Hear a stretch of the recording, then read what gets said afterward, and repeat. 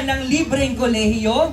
Siya ang principal sponsor ng makasaysayang batas ng Libreng Kolehiyo o Universal Access to Quality Tertiary Education Act na ginawang libre ang pampublikong kolehiyo sa milyong-milyong kabataang Pilipino. Naniniwala siya na kapag may libreng kolehiyo at siguradong trabaho sa bawat tahanan, kaya nating maiangat ang buhay ng pamilyang Pilipino. Ladies and gentlemen, let us all welcome Senator Bam Aquino!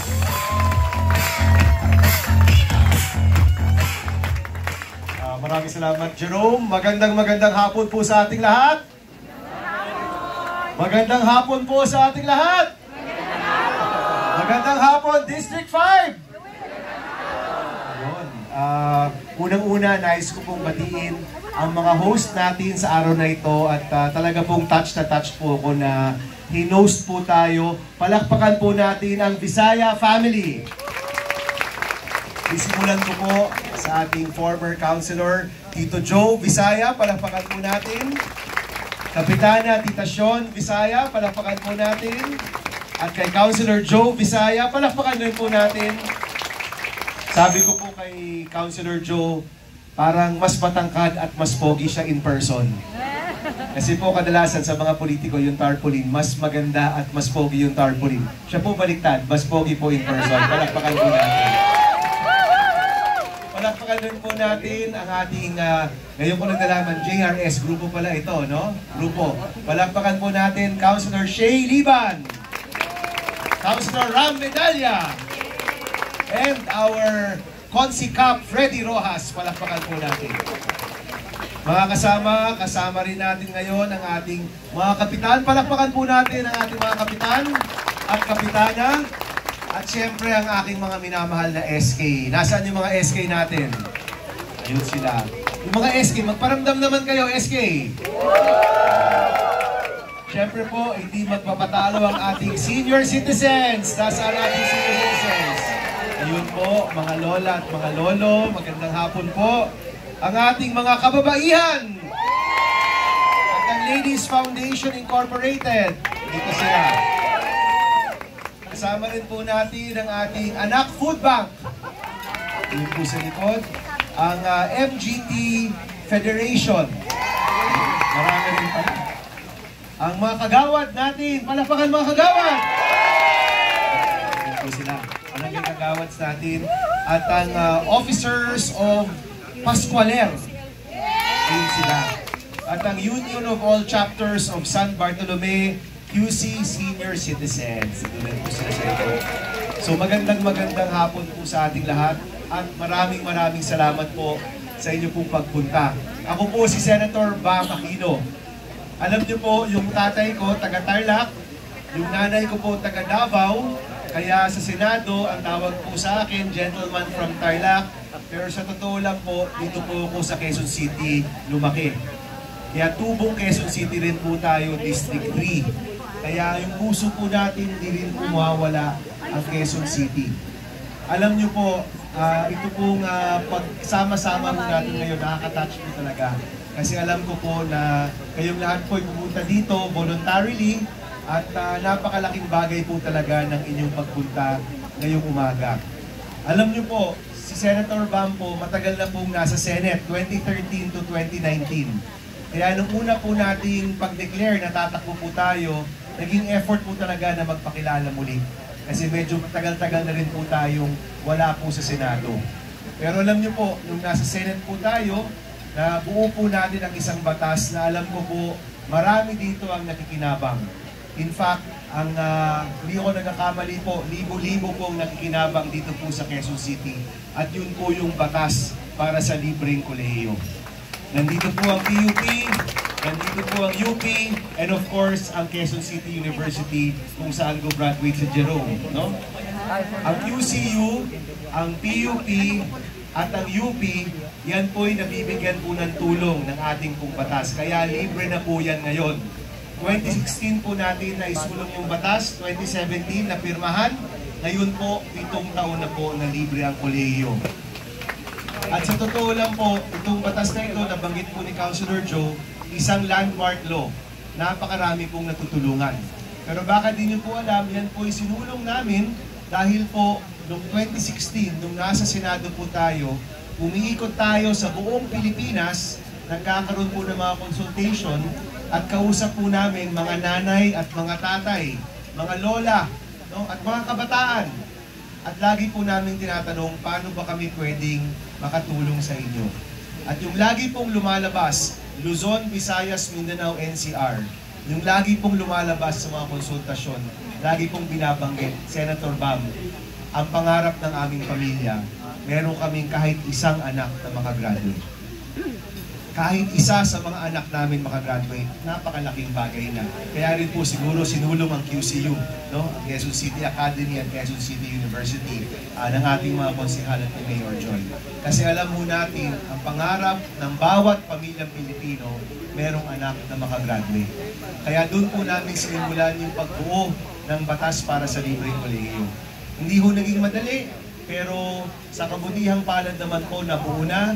Ngayon po, 7 taon na libre ang kolehiyo sa Pilipinas. Ang kailangan lang po pangalagaan, protektahan at mas pondohan pa ang batas na yan.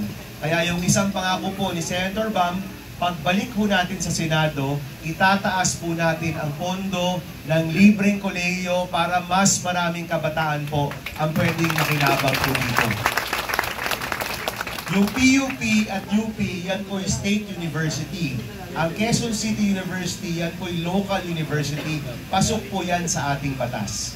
Basta kayo po yung SUC or LUC na pasok sa mga standards, meron po kayong tulong mula po sa national budget.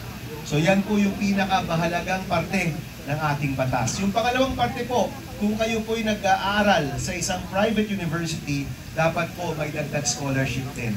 So may mga private universities po, may mga CHED scholars, yun po sila, yan po napupondohan ng batas para sa libreng kolehiyo. Yung pangatlong aspeto, gusto ko lang pong banggitin kasi maraming hindi nakakaalam. Yung pangatlong aspeto po ng batas, ang tawag po namin, libreng pabaon. Ito po tulong sa pang-araw-araw na gastos. At alam po ito na mga kapitan, na mga kagawad, na mga counselors po natin, ngayon po marami nang nag-drop out. Hindi lang dahil po sa tuition, in fact, libre na po yan. Marami pong nag-drop out dahil po sa pang-araw-araw na gastos. Dahil napakataas ng presyo ng bilihin, napakataas ng pamasahe, ng pagkain at napakarami pang iba. Itong libreng pabaon po, kasama rin po ito sa ating batas at kung mapontuhan po ito, mas marami pong kabataan makakatanggap ng tulong sa pang-araw-araw na gastos po ng ating mga kabataan. Ito po, magpapagaan hindi lang po sa mga kabataan, pero syempre po para rin sa magulang. Kasi sa kaduluhan naman po ng lahat, yung magulang rin naman po talaga, yung hirap na maglabas po ng pera. So ito pong batas na ito, kailangan talagang masuportahan pa, maprotektahan pa, at yung nais po namin i-partner sa libreng kolehiyo, yung siguradong trabaho. Kung makikita nyo po yung aming tarpaulin nakalagay, libreng kolehiyo, siguradong trabaho. Dahil kung wala pong siguradong trabaho, bitin po yung reforma. At napakasakit naman kung pagkatapos ng K-12, pagkatapos ng 4 na taon ng kolehiyo, ay wala pa rin tayong trabaho. Kaya importante po na hindi lang tulong sa edukasyon, tulong na makapagtapos, tulong rin po dapat na makahanap ng pag-e-empleyo o tulong sa pagnenegosyo. Yan po para sa akin, pagkumpleto ng reforma. Tulong sa edukasyon at suportang makahanap ng trabaho. Trabahong regular, trabahong makatawang sahod, trabaho na bagay sa ating pinag-aralan. Addressing our jobs mismatch. So ito pong libreng kolehiyo at siguradong trabaho, ito po yung hangarin ni Senator Bam. Makakaasa po ba ako sa tulong po ninyo na maisulong po sa Senado? Siyempre po, napakaganda ng ating hangarin. Libreng kolehiyo, siguradong trabaho, pero kung hindi po tayo magwagi, magandang slogan lang po yan. Kung tayo po magwagi, magiging totoo po yan at itatrabaho po natin yan doon po sa Senado. Makakaasa po ba kami sa tulong ng District 5? Yes! Kailangan po namin ng tulong po ninyo. Now, ito po, 19 days left na lang po. Alam ko po, ang mga counselors natin nangangampanya din, no? Kaya salamat po sa inyong oras. Kami po, paikot-ikot na rin po ng buong Pilipinas. Pero sa totoo lang po, ang Quezon City, ang siyang pinakamalaking syudad sa buong Pilipinas. Kaya pag si Mayor Joy po ay nagsabi, tulungan si Senator Bam, alam ko po, yung buong QC, gagalaw po yan. Kaya nagpapasalamat po ako sa lahat po ng tulong ninyo. Siyempre po sa Bisaya family, sa ating councilors nandito, sa mga kapitan, at kailangan po namin ang tulong po ninyo. Alam nyo po, nung una pong beses po ako nag-declare ng tatakbo, in 2024, number 24 din po tayo. Yung una pong beses, sa totoo lang, marami po nagsabi na babaliw na ata si Senator Bam. Gustong tumakbo, napakababa sa survey. Pero po, mula po sa 24, naging 19, naging 15, nagtapos po yung 2024, December survey, 15 na po tayo. Ito pong pagpasok ng February, kumakatok na po sa 12 at 13. Ito pong latest po natin, nasa number 10, number 9 na po tayo. At alam ko po, may maibubuga pa ang ating volunteers, may maisusulong pa. At sa tulong po nila Mayor Joy, sa tulong po ng ating councilor, sa tulong po natin ninyong lahat, alam ko po may maitataas pa po yan. At kaya po natin yang ipanalo ngayong Mayo. Kaya mga kasama, samahan niyo po sana si Senator Bam hanggang sa pagkapanalo ngayong Mayo. Ipanalo po natin to. Maraming salamat, District 5. Thank you very much po. 19 days to go, itodo na po natin to. Salamat po. Thank you very much po. Okay, maraming salamat po. Once again, number 5 sa ating mga balota, Senator Bam Aquino! Siyempre, nice din po natin